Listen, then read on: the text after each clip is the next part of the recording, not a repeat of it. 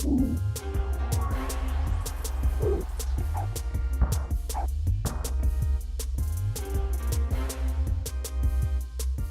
guys, one-on-one with Jon Steingraber here, and in this episode we're going to be talking about money, taxes, and financial freedom. Super excited about it. I feel like very little people know about what it is they have to do with money, how to get to where they're trying to go, and not only that, just the overall, just addressing financial education. There's such a big lack of financial education in our country, it's crazy, and I really feel like they should teach a lot more of what we're going to be covering in this episode in high school. They really should. And if you know somebody that you think should learn about what it is that we're covering, watch the video, tag somebody, comment, share, because it's going to be broken down into specifics. If you haven't tuned in to our last two episodes, the first episode we actually addressed home ownership versus renting. It's a really, really good topic, got great feedback. And the second episode, we actually interviewed Joe Gorga. He's a successful business owner, and he owns apartment buildings. He's a developer, contractor. He tells his story about how he started, and he gives his advice about what it is that you should do to invest. So that was a great episode as well. He's actually one of the stars of The Real Housewives of New Jersey, if you guys watch that show. So tune in for those two shows to also get educated there. And always like us on Facebook, YouTube, that way you guys can get notified. So, on the screen we'll probably have some Instagram handles and our YouTube channel that you guys can look up. Subscribe on there, that way you guys can get notified of what it is that we're doing next. So, awesome. Today we are gonna basically break some stuff down. A lot of people, as they make more money, what happens to their expenses, right? Their expenses go way up. And as your expenses go way up, what happens is we get further away from financial independence, right? If you look at, what is financial independence? Financial independence, right, equals when your passive income is greater, right, than your expenses, right? Your passive income has to be greater than your expenses. And most people, just pay the bills with active income. Active income is income that you have to be active, right? Meaning that you have to work, you have to get out of bed, you have to go to an office, you have to go to work, right? Or if you're a business owner, you have to go to your pizzeria, you have to go to your houses that you're flipping.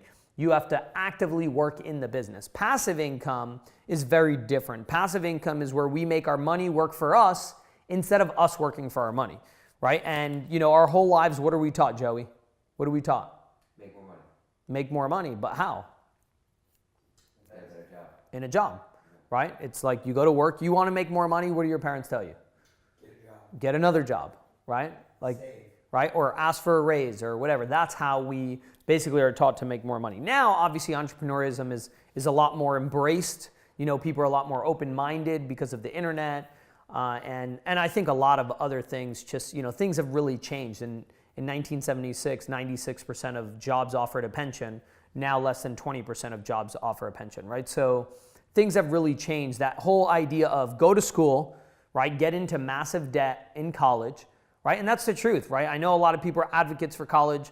I'm not somebody that is an enemy of the college institutions by any means, but to go to college and get into $60,000, $100,000 in debt, just do the numbers. Know the numbers before you go to college to get that piece of paper, that degree, right? It's not about just the piece of paper or the degree. It's about the experience that you have. But the reality of it is the way that colleges recruit kids nowadays is the party, right? It's the amenities. It's the living, the lifestyle. And, it's the resort-like lifestyle. If you saw the documentary, it's an independent film called The Ivory Tower. They basically talk about why college is so expensive, right? Why is it that in some countries like Uruguay, I lived in South America for 4 years, right? In South America and Uruguay, why is it that colleges are free, right? And over here, we're paying $60,000, $80,000, $100,000, sometimes a year, right, to go to college. I mean, you can end up in $100,000 to $200,000 in debt pretty easily in college, right? And then what are your numbers going to look like? How long are you going to pay that bill, right, if you took out loans to do that? And is it worth it, right? To get into that kind of college debt to start your life off of. And that's what happens, right? People, after they graduate in 6 months, they have to go get a job because their loan payments are starting to be due, right? And, you know, it's a big struggle, and then they end up in the rat race. And that's this, you know, so many businesses are hinged on the idea of helping people, you know, get out of the rat race. That's why so many people are interested in learning how to flip houses, because they're like, okay, how do I get ahead? How can I get ahead from making $50, $60, $70, $80, $100,000 a year, and I still don't have any money left over at the end of the month? And the problem is not just how much money you make, but it's how financially educated you are, right? What do you know about money, right? If you're really physically fit, right, and you have a six-pack and you're built up, you know that that person's probably invested in their education, when it comes to health, what they're eating, right? And really how to work out. And you know, you can see it physically in their body that they work out, right? It's not, they didn't just learn, they also took action, right? You can learn, you could read a book, you could listen to videos, but if you don't take action, nothing happens, right? Just like I could subscribe to the gym and then not go, right? So the idea here is, what do you want? And the purpose of this episode is really to talk about stuff that other people don't really talk about, right? Because, you know, when you see people at Thanksgiving, family, friends, things like that, you know, you see them, hey, how are you doing, right? Of course they're going to say, I'm doing great. Most people are not doing great. Like most people financially, they're just not doing okay, right? They don't know how they're going to retire. The number one worry of Americans in the United States, right, is how am I going to retire? Like they don't know how they're going to retire. And let me break it down to you, right? So check this out. I have a little slide deck. So back to this formula right here. Financial independence equals passive income is greater than expenses, right? So when you have passive income, your passive income is the key to financial freedom. And guys, you know, when we talk about financial freedom, a lot of people justify it saying, you know, money's not a big deal. I don't need that much money, or, you know, what am I going to do if I retire, right? You ask some business owners and you go, hey, so what are you doing to save up for retirement or to put yourself in a good position? You know what they say? They say, what am I going to do when I retire? But see, the thing is, like, what if something happens to your health? It's kind of a disservice to your family if you don't have passive income, right? It's a disservice now because they're going to have to take care of you. And because you're not actively working, you can't pay the bills, or you can't, you know, take care of yourself. And the key here is to put ourselves in a position to win. Right? The question is, are you willing to put in the work, you know, to build up that passive income? What are forms of passive income? Dividends from stocks, rental real estate, investing your money, lending your money, right? Investing in hedge funds, private equity, things like that. And the other key is the expenses. Now, I have a couple questions for you.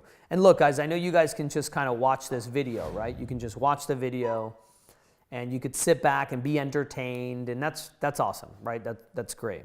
But I want you to answer these questions. As I ask you these questions, I want you to answer them. So, and maybe we could participate with Joshua Productions here. So, at what age did you start working, right? At what age did you start working? I want you to think about, you know, not the first, you know, when you were 8 years old, you sold a baseball card. That's not work, right?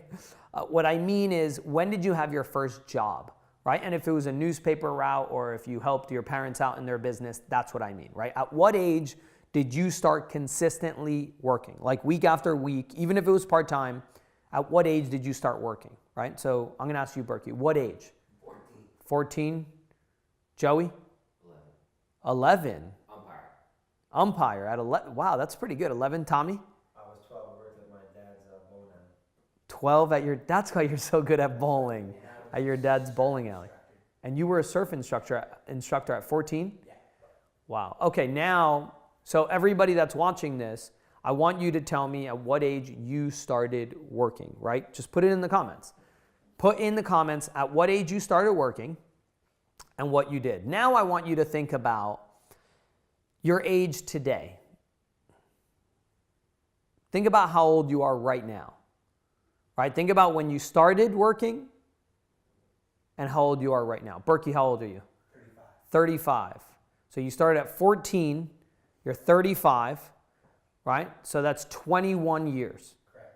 So you've been working for 21 years. Joey, 33. 33, and you started at 11? Yeah, Umpiring. That because it was fun. It was a job, right? Did you get paid for it? No, absolutely. Okay, cool. And Tommy, 30. you're 30. 30. Okay, and you started at what age did you say? 13. Okay, cool. So think about you guys, out there on Facebook and Instagram and YouTube. How old are you now? So how many years have you been working? How many years have you been working, right? 10 years, 20 years, 30 years, 40 years, 50 years, right? Put it in the comments. Now I want you to think about all those years that you've been working, right? All those years that you've been working. How much money, right? How much money do you think you've made in your lifetime? What do I mean by that?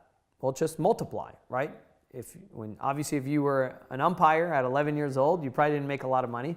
But as the years went on, you started, getting more educated, climbing the ladder. Maybe you went to college, maybe you got a degree, maybe you started your own business like you guys did, right, at Joshua Productions. And, you've been making money. So your whole life, how much money on average do you think you've made? Have you made on average $20,000 a year, $40,000 a year, $50,000 a year? How much money do you think you've made in your entire life? And I know that's a private question, so you're not gonna write that down in the comments. But I want you to think about that number, right? I want you to think about how much money you've made in your life. And now I want to ask you this question, right? How much money do you have? What is your net worth, right? What do you make? Right? What have you made, right? And what do you have left over? You take all your assets, what you own, maybe you have a house paid off, maybe you have $100,000 in equity, right? And how much debts do you have, right? And subtract the two, right? Take all the cash that you have in your bank account, take what you have in your retirement, take if you have a car that's paid off, that's an asset, right? Anything that you own, that's an asset, right? That you could sell for money, right? Okay, and take your debts and subtract the two, and that's what you're worth. And then I want you to really think about, and I want you to break this down, because this will make you think very differently about money, okay? How many hours have you worked in your entire life? Think about that, right? The average person works over 2,000 hours a year, okay? Over 2,000 hours a year. Why? Because there's 52 weeks, right? Sometimes they get a week or two off, right? 10 days to 2 weeks, right? And they work 40 hours a week, right? How many hours have you worked in your life? If you've been working 27 years and you've been working 2,000 hours, right? Or 25 years, you've been working 2,000 hours a year, how many hours is that? Now ask yourself how much money you have. How much have you saved? Think about that. Now let's do the numbers. Take those numbers and divide them. So let's say you work 10 years, right? Let's do it on the screen here. I know this is kind of uncomfortable for some people, but I want you to really think about it. So I'm going to use different scenarios. So 10 years, right? 10 years. This keeps changing here. 10 years, right? That's 20,000 hours, right? If you've been working for 20,000 hours, right, in 10 years, in 20 years, that would be 40,000 hours, right? Now, let's say you've been working for 20 years and you have, I don't know, 80,000 bucks, right?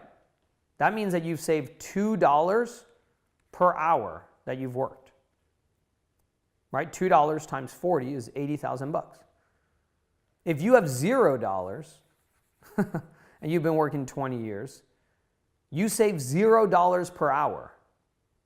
That means that everything that you've earned either went to bills or taxes. And on your trajectory of when you're going to retire, right, if you work 50 years total, right, if in the first 20 years you didn't save any money, what's going to happen the second 30 years? I mean, we have to be realistic. We can't just be optimistic. We have to be real about it. If you've saved in 20 years, right, $400,000, right, then you saved how much money per year? $20,000 per year times 20, right, equals 400K. On average, you've saved $20,000 per year. If you built a business over 20 years and then you sold it for 400K, right, or you have equity in a home of 400,000, then that's about $20,000 per year.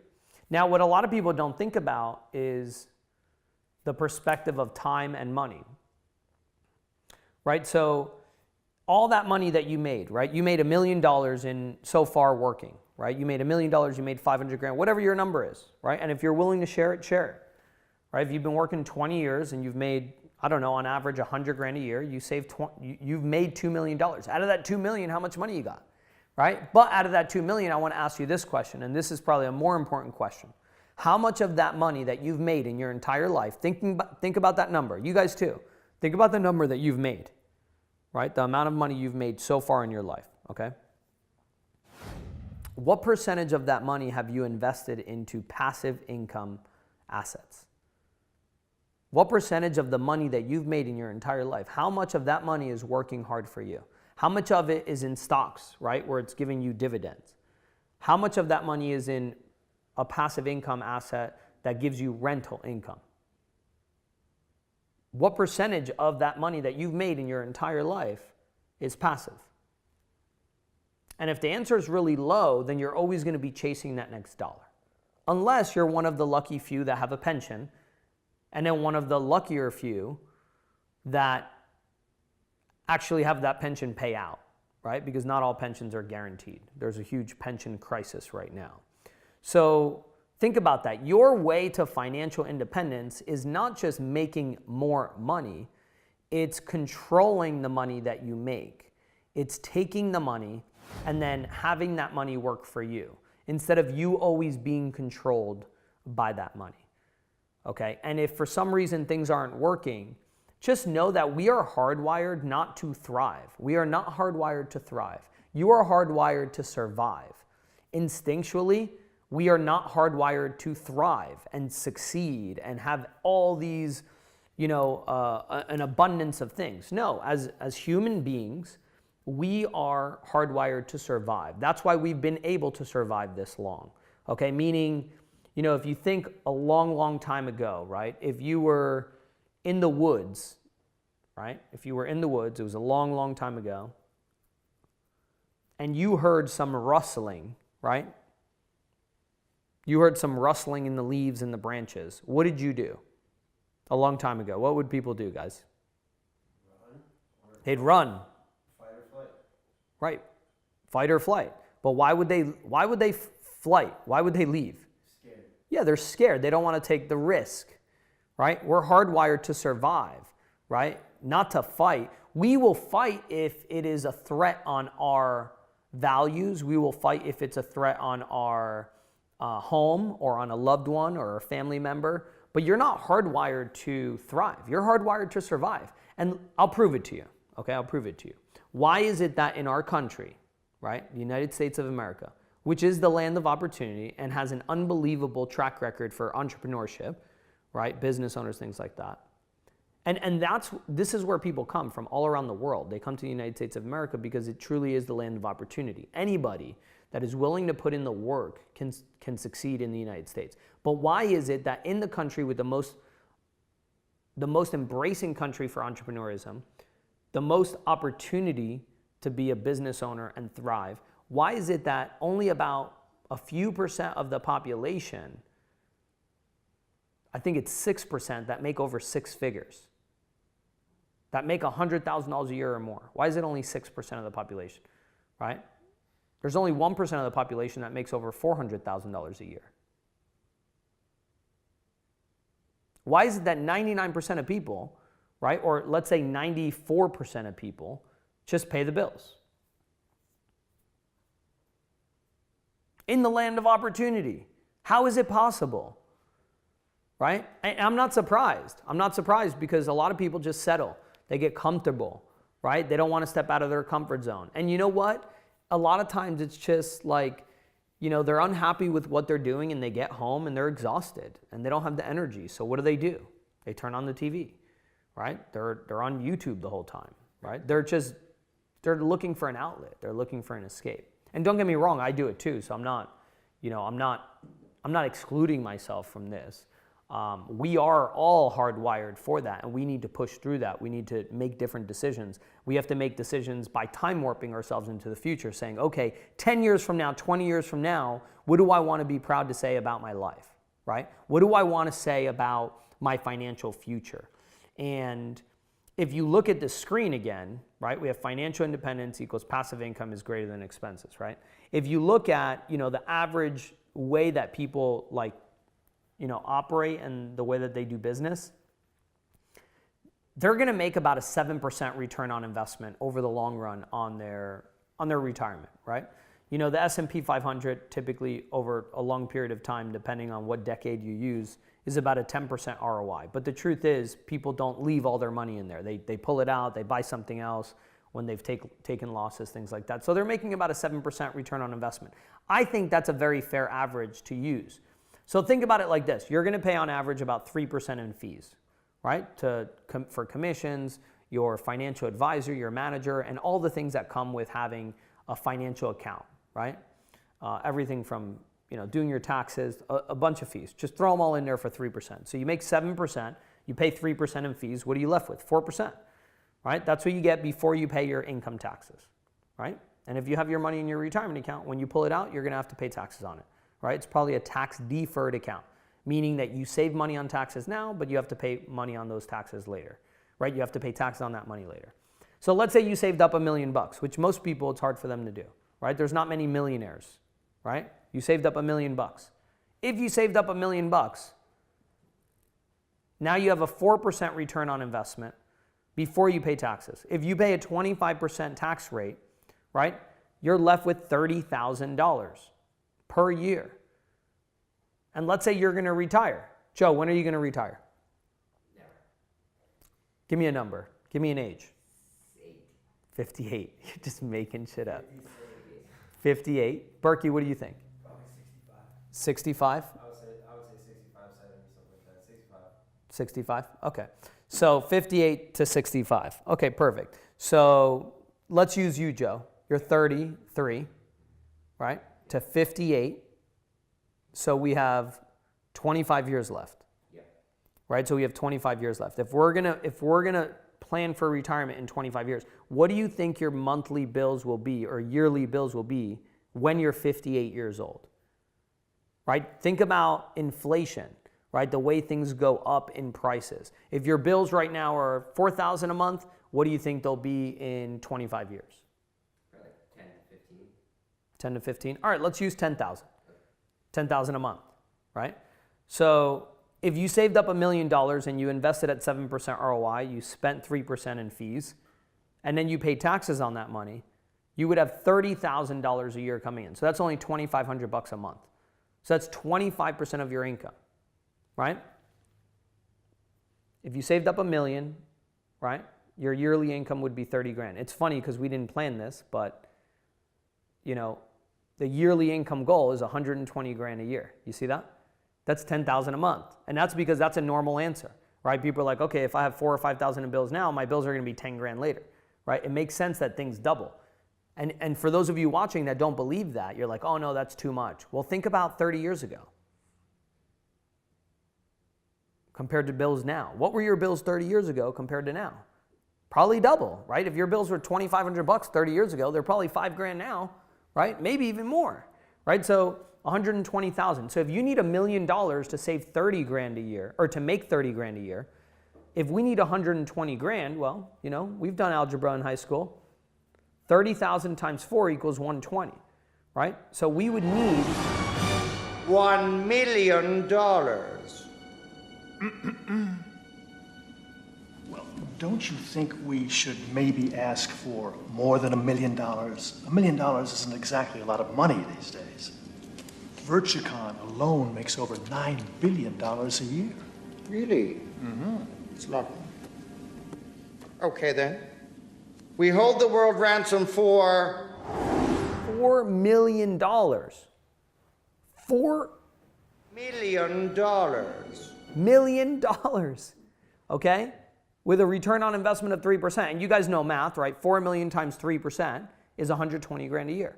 So if you don't want to pull money out of your retirement account to survive and just keep taking money away from your principal, you're going to need about $4 million if you want $10,000 a month. So in your case, Joey, right, you got 25 years.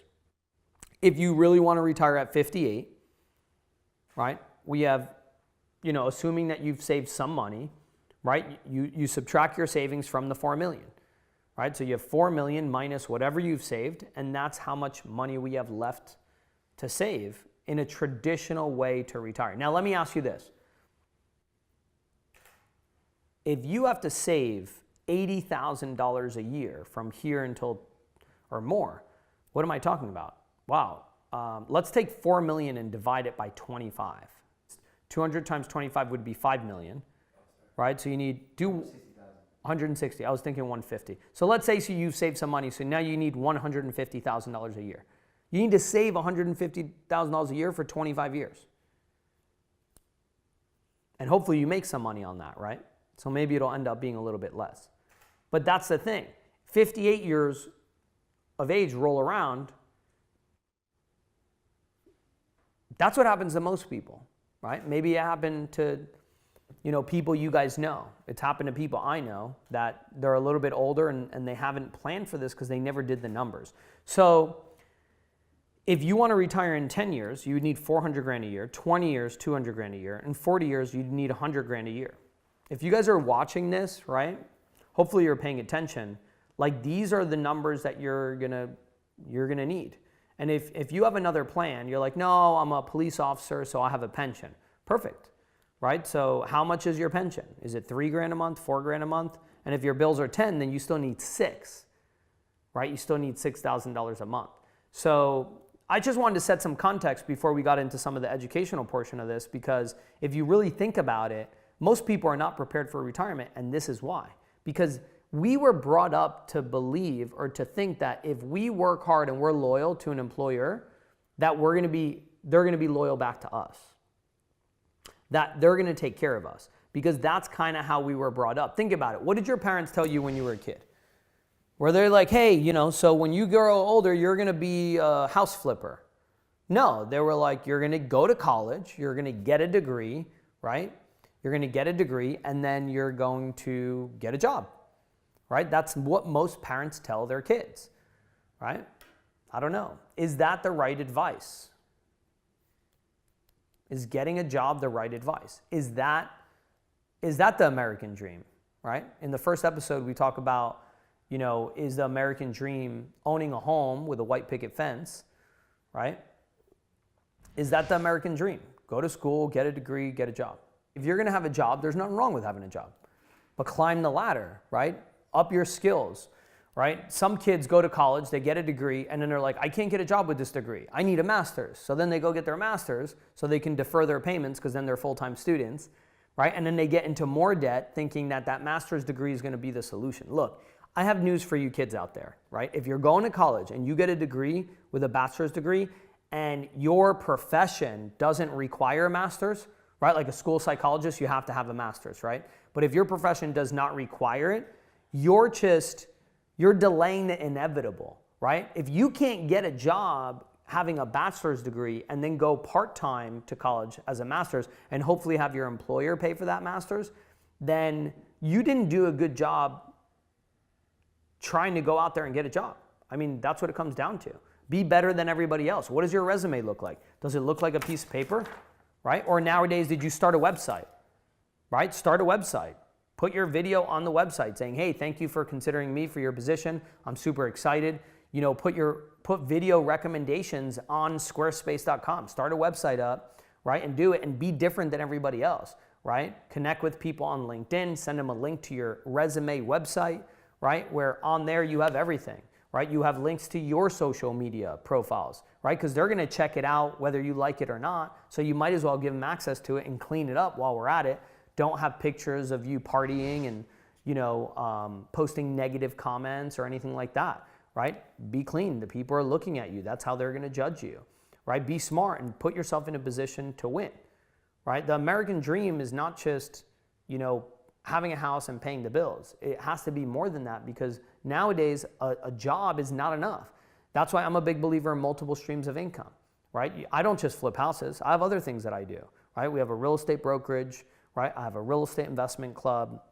I'm also a partner in a fund where we invest in film distribution in the movie business. We have, streams of income because, nothing is ever guaranteed and you need to diversify that, right? Do you have multiple streams of income? The biggest mistake that most people make is that they have one stream of income. Think about that. Like, let's say you get hurt, or let's say something happens, or the economy changes, or a new app comes out, and all of a sudden you're dead in the water, right? Your skills that you've earned, right? If you keep those skills the same, if you don't continue to increase your skill set, your value doesn't go up. Jim Rohn, he was Tony Robbins' mentor. He said, you get paid for the value that you bring to the marketplace, right? If you make $20 an hour, you get paid $20 an hour because that's the amount of value you bring to the marketplace, right? So if you want to make more money, you have to increase your skill set. What are you doing to increase your skill set? But it's not just your skill set, it's your emotional state, it's your attitude, right? How good of a networker are you? How good are you at, asking for help or even helping others before you ask for help, right? Making those deposits into those relationships before you try to take a withdrawal, right? Build that equity up, right? Don't just go to people and ask them for favors. And, it's really, really interesting that this isn't rocket science. Everything that we're talking about isn't rocket science. If you literally sit down with a blank piece of paper, right, and you start writing down, okay, I'm 40 years old. I'm 40 years old. I want to be retired by 60. I got 20 years left. How much money do I have, right? How much money do I need? Look at the difference and then ask yourself, my income, my expenses, what I save, right? That's what I save per year. Am I going to be able to hit that number? Do that. Write that down. It's a simple exercise. And if you're on track, amazing. You're one of the few. And if you're not on track, do something about it, right? Don't just sweep it under the rug, right? Like some people do when they know that they have health problems and they're like, oh, I'm not going to the doctor. Oh, I'm not doing this. I'm not doing that. It's like, where are you going to end up? Are you self-sabotaging yourself for a reason? Like, is there something that you dislike about yourself and you're self-sabotaging yourself because of what somebody told you when you were a kid? Or, maybe you want things to be bad because it's easy to just be average, right? Mediocrity is crowded, guys. Like, mediocrity is crowded. It's easy. Listen, it's easy in the United States of America. I don't know about other countries, but in the United States of America, like, if you're getting by and you like hit your bills, that's easy. Like, that's the easy way out, right? Of just getting by, right? The hard thing to do is not, like, if you say life is hard, right? I have 2 kids and I have a job and I pay my bills. Life is not hard for you. Sorry, like, life's not hard. Go live in another fucking country where you have to walk 6 miles to get water. That's hard, right? It's not hard to live here. It's easy to live here. What we've decided is hard and what is easy is based on how we grew up and our expectations. Like, for me, a lot of big tragedies have happened to me in my life, just like a lot of people have a story. And that's why the little things don't really matter to me, right? The little things don't matter as much because big things have happened. And some of the worst things that have ever happened to me are actually the best things that ever happened to me, right? Because they've given me the wisdom and things that I wouldn't be able to get any other way, right? So you got to take everything that you are and who you are and why you are the way that you are, and take that and you use it to your advantage. You have 2 kids, right? Don't say, oh man, I have 2 kids. Say, I have 2 kids. I have those 2 kids. I gotta provide for those 2 kids. I gotta be a role model for those 2 kids. Let those 2 kids be your motivation. And I'm sure that a lot of you already do that, but emphasize it, 10x it, right? Make that motivation be 10 times what it is now, because the truth is, most people are not prepared financially for the future. They're just not. Now, let me teach you something, right? The difference between the consumer and an investor, a wealthy person, they don't just look at how much money did I save, right? They look at, well, how hard is my money working for me? Okay? What do I mean by that? It's not just, how much money do I have, right? Think about how much money you have, right? Think about how much money you have. You've been trained to save money, right? You've been trained to save money. Think about that, right? If I say, how much money do you need for retirement? what are you going to think about? You're going to be like, well, what are my bills going to be? Right? What are my bills going to be? Right? They're going to be, $100,000 a year. I want to live for 20 years. Right? So how long do you think you're going to live, Joe? You said you wanted to retire at 58. I'm putting you on the spot here. But how long do you want to live? What do you think? Just give me an estimate. I'm not going to hold you to it. 88. Okay. That's perfect. So 30 years in retirement. So if your bills are on average $100,000 a year, right? Somebody might say, well, you need $3 million bucks. Right? $100,000 a year, you need $3 million bucks. Maybe a little less because hopefully it'll make you some money. If you leave it in a CD or in a bank account, you can get 2%, right? So maybe it'll dwindle a little less. But the truth is the expenses will go up too. So you need $3 million minimum. That's what people think about. They think about how much money do I need to save up to retire? And the truth is, it's not about how much money you save. Guess what it is? It's how much money your money makes for you. I'll give you an example here, right? If you look at the screen, is my screen up, Joey? Yeah. So we have $4 million at 3% will make us $120,000 a year. Now let's think about this. Let's say we became smart and financially educated and we could invest in something like real estate or in a fund or something that averages us 12% return on investment, right? That is 4 times 3%, right? If before, traditionally, the way most people do it, say, take my money, right? Invest my money, right? The only reason why you would give somebody else your money to invest it is because you feel that they have a higher financial IQ than you do, that they're going to do a better job with your money than you're going to do with your money, right? I was literally just talking to somebody on the phone. He was like, hey, I have $200,000. I just refinanced my building in New York. He goes, I want to be a flipper. I'm like, okay. I said, do you know anything about flipping? He said, no. I said, how much have you invested into your real estate education? He goes, nothing. He goes, I've only been to one little class. I'm like, okay, cool. I'm like, okay, so what makes you think that you could flip houses? I just asked him that. What makes you think you could flip houses? He goes, I don't know how to flip houses. He goes, I'm calling you because I know that you flip houses and I want you to help me. And I said, okay. I said, I understand that. I said, so I have this program called the Earn and Learn program, right? If you lend me your $200,000 for a transaction that I'm doing, right, at a low interest rate, what I'll do is I'll take that money, I'll invest it into a flip, and then I'll let you shadow me in that process. So you can earn money on your $200,000, but you can also learn at the very same time. I said, are you interested in something like that? And then a year goes by, right? Let's say we did a flip in a year. I want to be conservative, right? Sometimes it takes less, sometimes it takes a year. After that, you're going to get your money back, plus you're going to have earned a nice rate of return on your money, but your education, your real estate IQ will be way higher than it is right now, giving you a lot more confidence to be able to buy and invest your own money, right? And guess what he said to me? He goes, no, I don't want to do that. I said, okay, perfect, no problem. I said, so go find a deal, right? And, maybe joint venture with somebody or do the analysis or figure it out. He goes, no, I want you to help me with it. And I said, I'm sorry. I said, I'm not going to just help you with it. Like, I'm a good person, but I'm not a nonprofit organization, right? Like, if you have a question, you can email me, but it's going to be very, very different, right? So this guy's trying to earn a very, very good income. He wants to earn, but he's not willing to pay anything to learn how to do that. Yet people pay $50,000 or $100,000 a year to go to college and get a degree, right? They might be in debt $100,000 to $200,000 by the time they're done with college. They invest all that money. They invest 4 years of learning from professors, attending classes, all this stuff, to go and buy into the idea of getting a job for $50,000 to $100,000 a year. This guy has $200,000, and he didn't want to put it to work, right, at an interest rate and learn in that process in shadow because he didn't see the value in the education, right? And I was like, okay, I don't need to convince him, right? I'm not going to, there's plenty of people that are interested in lending me money and earning and learning, right? There's plenty of people that pay $30,000 to $50,000 for educational coaching for somebody to do that.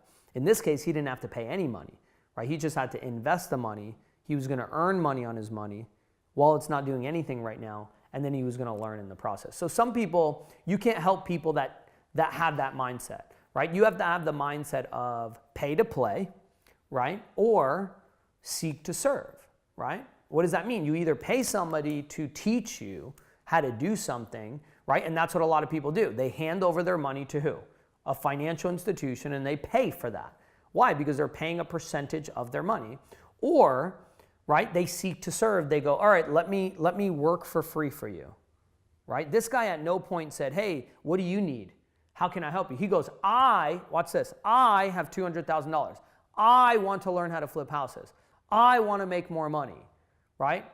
I want this, I want that. And at no point was there a, how can I help you? Or how can we work together? Or, whatever the case is. He was all about I. And I'll tell you, that's why he's about 60 years old. And he only has $200,000 that he literally refinanced out of a building. And that's why he's in his position that he's in at his age. He has had that mentality his whole life of I. And, if you want to learn how to make 12% ROI, return on investment, I just want you to think about it for a second. How many books have you read? How much time have you invested? Have you attended classes? How many videos have you watched, right? Sometimes it's not an investment of money. Sometimes it's just an investment of time, right? You could buy a book for $25 and you could learn a lot, right? Somebody maybe took 5 years to write that book and they're putting all their knowledge to try to make it the best that they possibly can because they're slapping their name on it as an author, right? So they're not going to do a bad job in most of the time, especially like, a tax book or a financial book. They're going to research that stuff to make sure that it's right? Have you read Tony Robbins' Mastering the Money Game? Unshakable, right? Are you reading books for $20, $25? You could borrow the books from people. Heck, if you're in New Jersey, I have plenty of books, right? Come to me, we'll trade a book, right? And then you can give it back to me. So just don't write in it, okay? Don't write in it.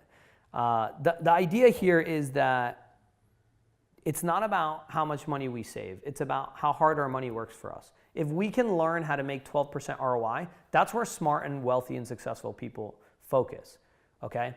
If we need 120 grand a year, before we needed $4 million investing the traditional way, right? Now we only need $1 million. Because if you invest $1 million at 12% ROI, that'll give you 120 grand a year. So instead of having to save $4 million, right, over your 33, 25 years, you only have to save $1 million, but you have to learn to invest it at 12% return on investment, right? So a lot of people are like, oh, how do I make 12% ROI? Well, 12%, look, I'll share with you how to make 12% ROI, right? It's actually not that hard. If you take a real estate piece of property, right, you buy it for $400,000, right? You buy a house for $400,000. You invest $100,000. Let's say it's a 4-unit property, 4 units. And I know that you guys, you might be in a different area and it might be a lot cheaper or it might be a lot more expensive. But a lot of times the per unit cost is also relative to the per unit rent. So keep that in mind. If we buy a 4-family house for $400,000 in, Elizabeth, New Jersey, which is very possible, okay? You buy a 4-family house for $400,000, and I'm not saying it's sitting there on the MLS. You have to do a little work to find it. You have to put 25% down because it's an investment, right? So look, if we put 25% down, 100,000 of the 400, all we have to do is make $12,000 per year in cash flow. Okay, what does that mean? Let's say each one of these are rented at $1,500 per month. $1,500 per month, right, times 4 units. Right? So we have $6,000 per month that we're making, right? So let's say after you pay your mortgage of $300,000, which your mortgage of $300,000, is probably about $1,750, plus you have to pay your taxes. Your taxes are going to be pretty high.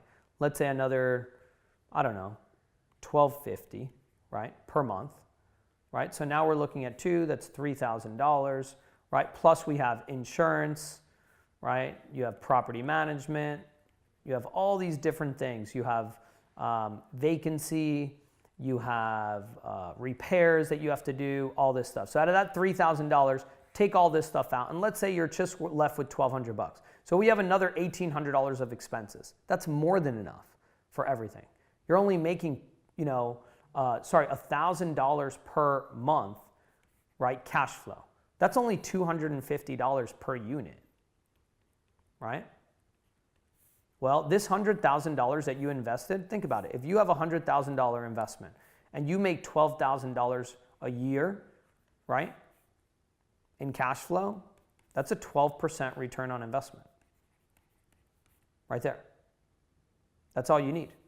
But you also get other write-offs. On the $400,000, right, that you purchased the property, you're allowed to depreciate this. It's a residential property, so you could depreciate this over 27 and a half years and get a write-off. The rents will also go up. So the ROI is a lot higher, but this is how you make a 12% ROI. Now, some of you might be saying, well, I don't know how to do that. Okay, I understand it, but is it possible? The answer is yes, right? What do you have to do? You have to invest in yourself, right? What do you think is easier? Look, what's easier? Saving $4 million, right? Saving $4 million and then not investing in your financial education, right? And making 3% return on investment, if that. Or, right? Or learning how to make a 12% return on investment and then only having to save $1 million to invest at 12% ROI to get to the same exact goal, right? Which one is harder? Saving $4 million and then giving your money to somebody else to invest it, or, right, learning how to invest and then saving $1 million. Over 10 years, 20 years, 30 years, it's not that hard to save $1 million between equity, between your job. If you have a business on the side, you can easily do that, right? And if you don't think it's easy, well, it's like Henry Ford said, if you think you can or you think you can't, you're absolutely right. Right? It's all about your mindset. It's who you are. I think the biggest thing is really having your values aligned with your goals more than anything. Meaning like you don't want to just make $1 million to make $1 million, right? You say, I want to make $1 million because I want to make $10,000 a month in passive income, right? But why do you want to make that $10,000 a month in passive income? What's going to change about your life, right? What value is that tied to? So for example, if your value is family, right? And you want to be there for your family more because your parents weren't there for you, or you want to be able to you want to have a beach house, you want to have that lifestyle where you can travel and you could do things because you really value family or fun or traveling or, you know, just adventure, that could be a value for you. Well, then that's why you're doing it, and that's what will drive you to do it. And what you have to ask yourself is time warp yourself, right? I think smart people that are successful, they time warp themselves into the future and they go, you know what, like 20 years from now, like, how do I want to feel? Like, what do I want to look like? And depending on what you eat and what you do now is going to determine how you're going to be in 10 or 20 years, because you're going to inherit the results of your decisions in the future, whether you like it or not. The problem is that some people, they're just self-sabotaging themselves for some reason because, you know, they were bullied or they bought into the idea of that they're not good enough or they're not smart enough. You know, the people that make it are the people that just have the drive, and the way to have the drive is not something that I believe that you're born with. I think the way to have the drive is to really sit down and say, what do I want with my life? Like, this is the only life that you have. Like, that's the truth, right? Like, maybe you have a different religion that you're like, okay, when I die, I go on to be somebody else and I get reincarnated. I don't believe that. I don't believe that you're going to get a second chance at life. I don't think that we're going to get a replay. I don't think that this is a rehearsal. I think this is real. And when you get cancer, that shit's real. Like if you go bankrupt, that shit's real. Like, you're going to feel it. Like, you don't get a replay. Yeah, can you get another chance because you got back on your feet and you went after it and you hustled and whatever? Okay. But like, this is it. Like, and if you're going to live your 168 hours a week just getting by, like, what's the point at the end of your life? Like, what are you going to say? Like, yeah, I watched every episode of, I don't even know, a TV show, right? Like, that you're so, like, we just live in this bubble, that's not enough. It should never be enough.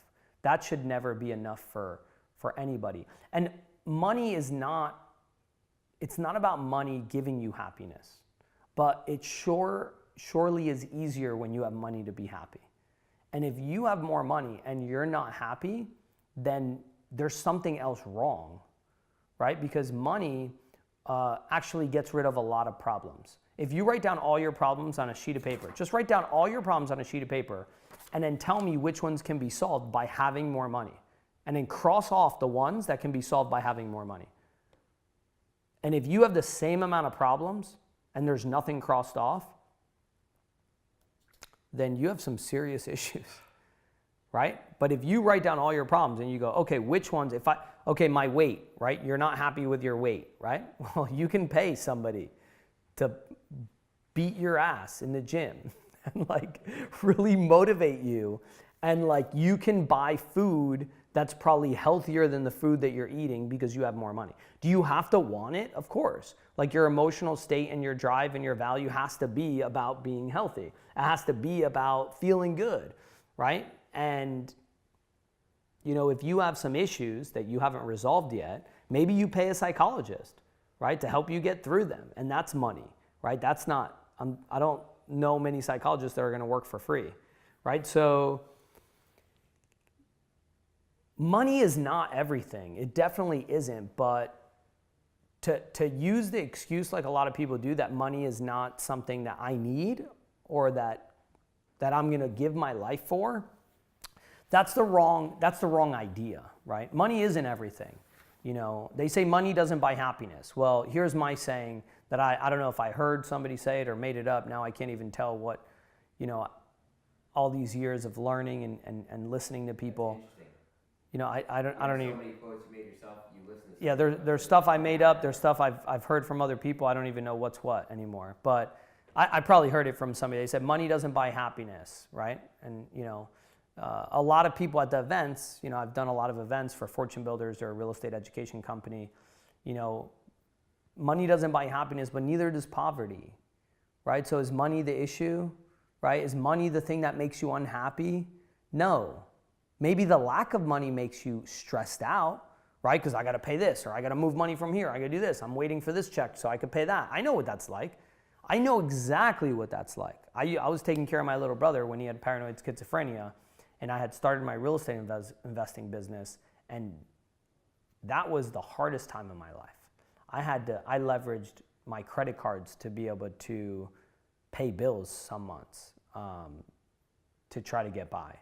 And I worked, you know, double shifts as a bartender, and I sold printers at Best Buy because I was a Canon rep, and I was hustling, trying to do real estate all at the same time.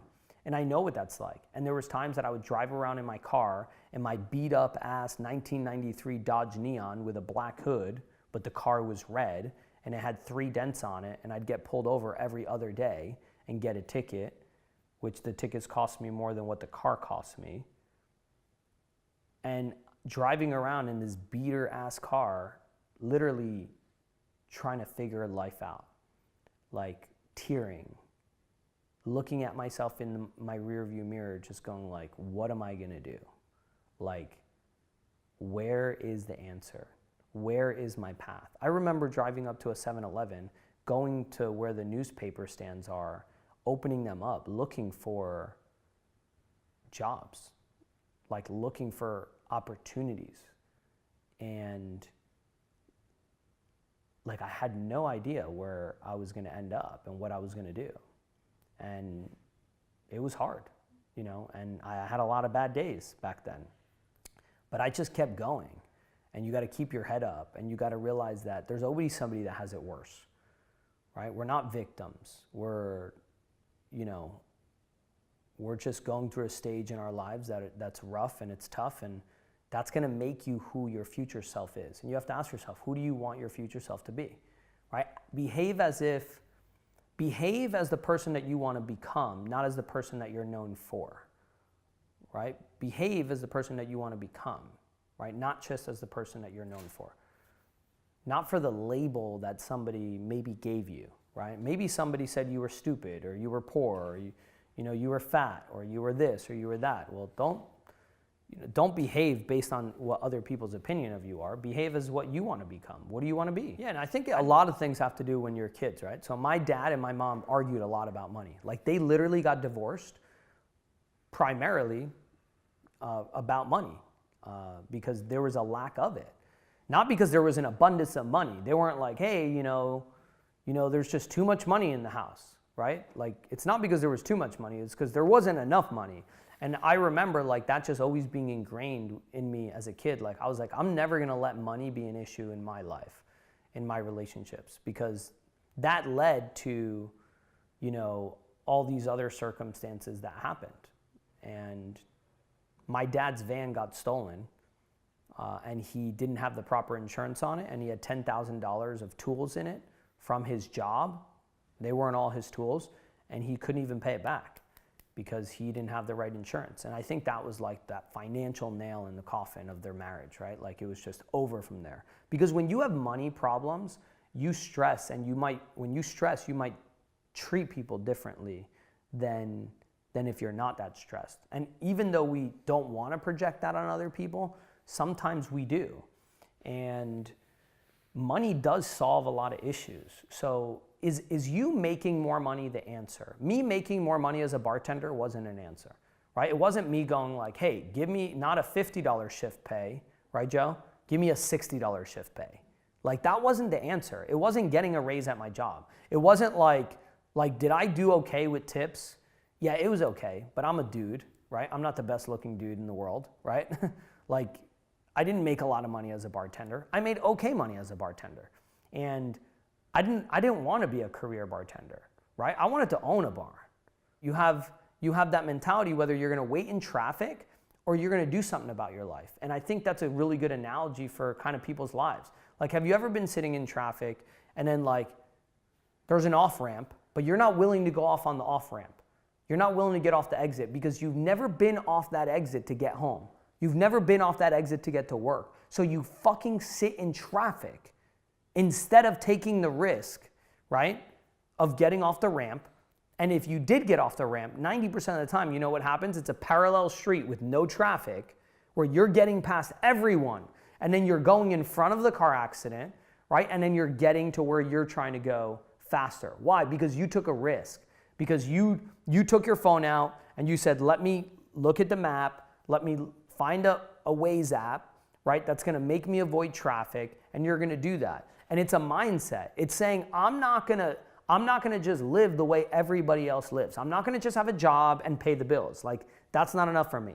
I'm not gonna like put my head down every time somebody tells me I have to do something at my job, you know, for the rest of my life. And I did that, right? I did that at the bar. I did it at a daycare. I did it when I was a canning sales rep. Like, I did that.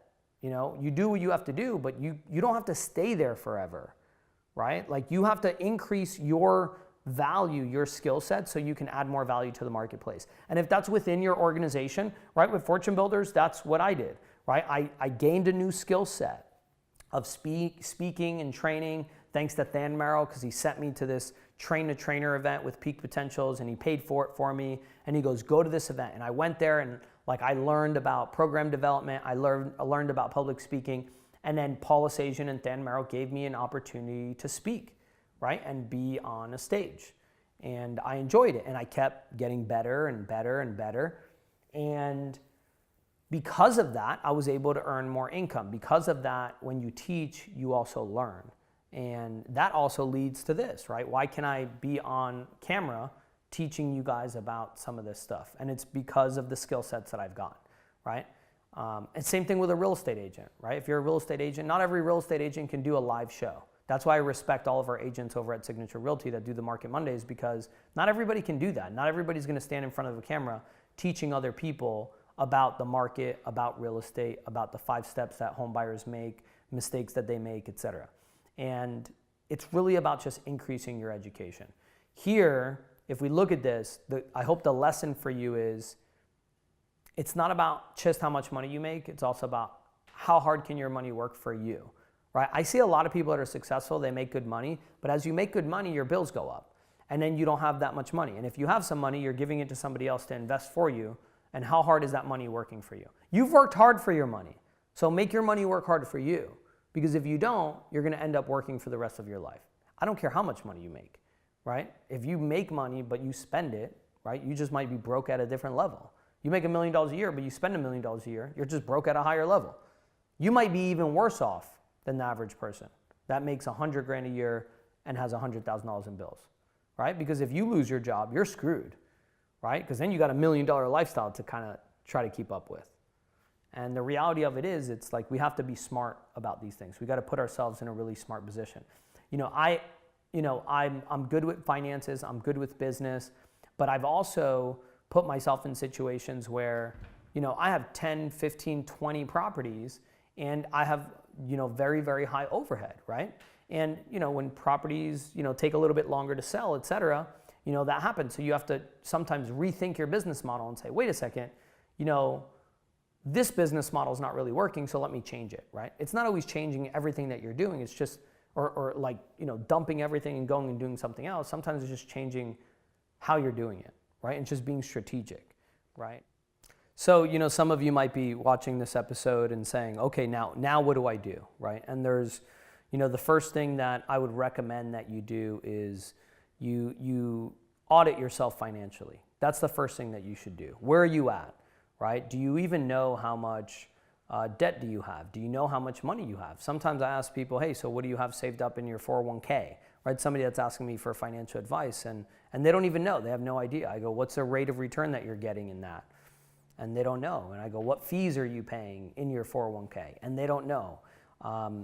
There's no way to win a game if you don't know what the score is, right? If you don't know what you're scoring, if you don't know where you're at, and if you don't know the rules of the money game, how are you expecting to win it? And, a big thing for people is that they make the mistake of differentiating that life and money and income and all these things are just super separate. They're not. Your lifestyle a lot of times is dependent on your skill sets, and your skill sets are dependent on how much money you're going to make, right? I have a mentor. His name is Blair Singer. Go to blairsinger.com. He's awesome, and he taught me. He said how much money you make is a reflection of your self-concept. And your self-concept is basically, to define that, is who you are, what you believe you are, what you believe you're capable of. And to give you an example, let's say you make $25,000 a year, right? If you make $25,000 a year, that's a reflection of your self-concept or what you believe about your skill sets or what you believe you can achieve. If you make $2 million a year, right? That's a reflection of your self-concept. That's a reflection of what you believe about what your worth is. That's a reflection of what you believe about your skill sets, the value that you bring to the table, right? You would never be able to make $2 million if you didn't believe you were worth $2 million. It'd be very, very difficult to do that. It's not about hitting the lottery, right? It's about increasing your skill set. So first, audit your financial situation. Like, where are you at? Try to not create this huge plan, right? Sometimes reach out for help. A lot of people have an accountant, and that accountant is super smart, but sometimes they're really bad at selling you tax advisory consulting work, right? They just go, all right, yeah, I'm going to talk to you once a year and I'm going to do your taxes. Talk to your financial advisors. If you're close to me, you're a friend of mine, or you're somebody I know, I'm glad to help out with whatever I can. Sometimes in 5 minutes, I can help somebody save a lot of money or change the way that they're thinking about something or get a really good strategy. And, what you have to do is first audit yourself to see where you're at, and then ask yourself, okay, who do I know that has already done well financially, right?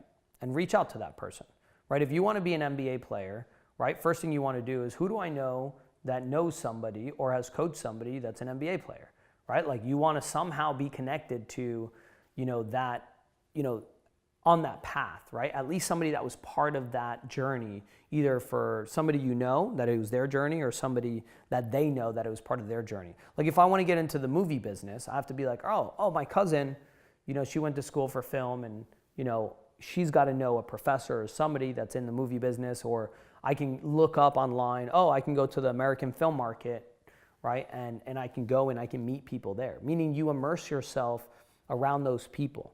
And it's not always about pulling the trigger immediately. It's about, taking that first step. And then when you see something and you feel it and it feels good and your gut tells you to move forward with it, then you do that. Pick up some books, right? But be careful who you take advice from, right? Because, you ask, somebody that has never done real estate, for example, hey, what do you think about buying a rental and buying a $400,000 house, putting $100,000 down, and then cash flowing $12,000 a year? What do you think about that? that person might have negative things to say, right?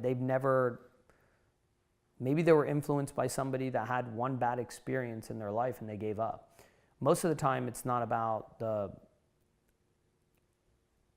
having bad tenants. It's not about, having a bad property. A lot of times it's your management of it. So all I'm saying is there's a way to do it, and it's not going to be easy, but it's also not easy to work your whole life, right? And then at the end of it, not have what you need to have to put yourself to be happy, right? Or to leave a legacy behind, or to financially be able to take care of yourself, right? Think about your mindset. Jim Rohn always says, or has said, right? He's no longer alive. Jim Rohn always said, stand guard at the door of your mind. Think about that. Like, stand guard at the door of your mind, right? Be careful what you let into your heart, right? Be careful what you let into your mind, right? When somebody says, I've had people, say things that I just say, okay, I disagree with you, and that's it. If you have thoughts about yourself, that little voice inside your head, right? Oh, you can't do it, or you're not smart enough. Well, get smart enough.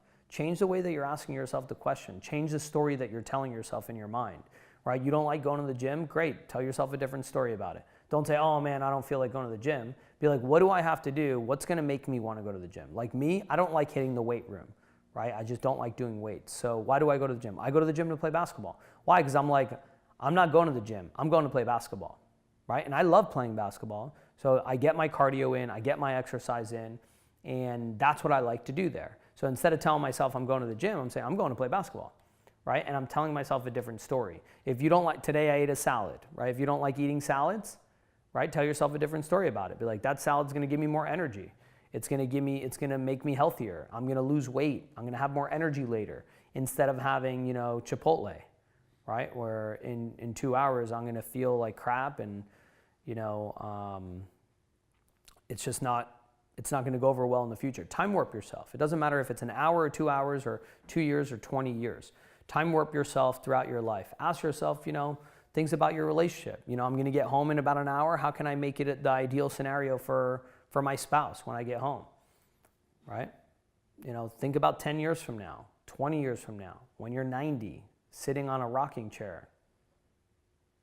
Like, what do you want? Like, who do you want to be? Who do you want to be known for when you're gone? Like, leave your mark, leave your footprint. And this is our chance. And why not? Why not? Why not go after the things that we want to do? Why not take some of the risks, right? Because at the end of the day, the biggest risk is what? Not doing anything. It's just being the same. Tony Robbins says, without progress, you can't be happy. If you're not progressing in your life somehow, you're not happy. If you find yourself being miserable, you know why it is? It's because you're not learning, you're not growing. So get over yourself, right? If you're unhappy, and get out there and do something about it. You live in the United States of America, right? If you're watching this video, you could probably see, you could probably hear, you're probably somewhat healthy. Like, you're not a victim. None of us are. Doesn't matter what happens to you. There's always somebody that has it worse. Right? So let's go out there, let's give it our best. If these videos, if you feel that they're helpful, then subscribe to it, right? Subscribe to it, like it, tag somebody that you feel that something that I said about, could resonate with somebody else. That's all these videos are for, right? I don't make money from doing these videos, right? I'm doing it because I want to share the knowledge that I've gained from the books that I've read, from the people that I'm blessed to have met. Like, seriously, like some people that I've met, I feel like they've been gifts in my life. Like Tony Robbins and Blair Singer and Mac Newton and John Cheplack and, my wife and, just so many people in my life that I feel they've been a gift. And, I feel like the biggest compliment anybody could ever give you is, you are my role model. Because that compliment means, because of you, I want to be better. Because of you, I want to do better. I want to be a better person. I want to be a better husband. I want to be a better wife. I want to be a better mom, a better dad. And that's what we're striving to do here with Joshua Productions on One-on-One with Jon Steingraber. Just interviewing people that I feel could add some value to you guys, and, doing topics that I feel like aren't just readily out there unless you go to a conference, or, not everybody has the opportunity to do things like that, or they're not comfortable to do it. I always have events coming up, so check us out. If you're in the Jersey area, visit njresn.com. We have real estate investment events.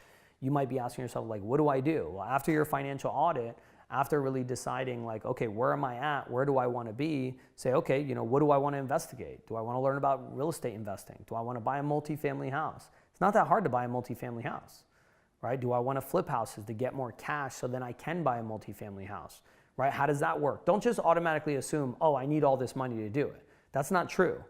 Like, for example, we have one of our sponsors. His name is Dave Hansel, Alpha Funding, right? So I'll put their information on the screen. Joshua Productions, I'll put it up for us. And like, they literally, with a very, very small down payment, you could buy your first investment property. Literally 10% down, you could buy a $200,000 house with $20,000 down. And that $20,000, they can also help you learn how to find somebody else to fund that for you, whether you joint venture with somebody. And that's what it comes down to. It comes down to being resourceful, not saying I don't have the resources, right? At a Tony Robbins Business Mastery event that I paid $10,000 to go to, he said, people think that time and money is their ultimate resource. They feel like every time they're like, oh, why didn't you accomplish this? They go, well, I didn't have this amount of money to do it, right? I didn't have the marketing money to build my business, so that's why my business failed. Or I didn't have time to spend with my wife, or I didn't have time to spend with my kids, right? And those are all, just resources. And he says that's all BS. He says your ultimate resource is your ability to be resourceful, right? It's not saying I don't have enough money, saying, okay, how can I figure this out, right? It's telling yourself a little bit of a different story. I know I don't have the money, but who has the money, right? How can I get access to the money? Do you think that there's other people that are in your situation right now that have already been able to accomplish a lot more, even being in your same situation? The answer is yes. There's people that are very, very successful, a lot more successful than me, that have been in your situation or worse, and now they're a lot more successful. How did they get there? It's not because they had more money. No, they might have less money. It's not because they had more time. Maybe they had less time, right? It's not about that. It's your desire. It's your relentlessness. And that's what I urge you guys to do. First, you do your financial audit, right? Start deciding that this is not okay. Like, no, I'm not going to settle for this. Like, that's not okay with me. I'm going to do something different because I'm not going to be like everybody else. Don't be worried about what other people are going to think about what you're doing. You can do whatever you want on your time. Right? Like, this is your deal. This is your life. Come out to our events. If you can't come out to our events, I had somebody message me on Facebook, like, look, I'm in Florida. Look how resourceful this lady is, right? She goes, I'm in Florida. She goes, I'm thinking about buying a ticket to come out to your real estate club because I really like your topic of dominating your market. So this lady is thinking about buying a flight, and she has points, right, from whatever, her credit card that she charges her card on. She's going to buy a flight to come out to NJRESN to learn how to dominate your market. An hour-and-a-half presentation. She goes, is there any other way that I could, get there before I buy the flight? And I was like, well, we record every meeting. Like, if you want, I can give you for $97 for the whole year, right? For $97, I can give you an annual membership, and I'll give you access to all our videos that we've shot for our real estate club. Right? We have over 50 videos on there. Everything from finding deals to how to start your business, all that stuff. And she goes, are you kidding me? I was like, no, like that's we can offer you that, right? I haven't done that with anybody else, but I can do that for you if you want. And she was like, great. So I put her in touch with my assistant, and she gave her credit card over the phone, paid $97 and got access to it. And she saved money. She didn't have to fly out, but now she has access to not just one presentation, all of them.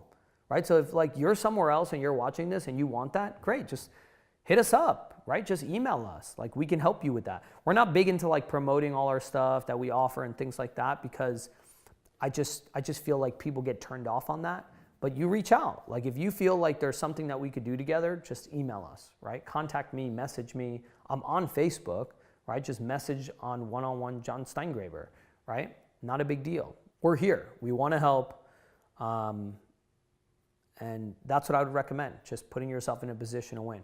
We also, I don't know if you're watching this video in the present or in the future, but on April 13th, 2019, we are doing an event and it's all about earning passive income. So if you are in an awesome place in your life where you have $100,000, $200,000, $500,000, $1 million, and you're like, you know what, I have this money, I don't know what to do with it. We're gonna share for 4 hours all the different ways that you can invest in passive income, from real estate, right, to a bunch of other avenues where you're gonna be able to diversify your investments and make a great rate of return, similar to the ones that we were talking about in this video and sometimes more. So, guys, if you resonated with this video, like I said, tag somebody, comment, share. If you're in Jersey, come out to our events, njrsn.com. If you want to learn about the April 13th event, I will be posting it on njrsn.com soon.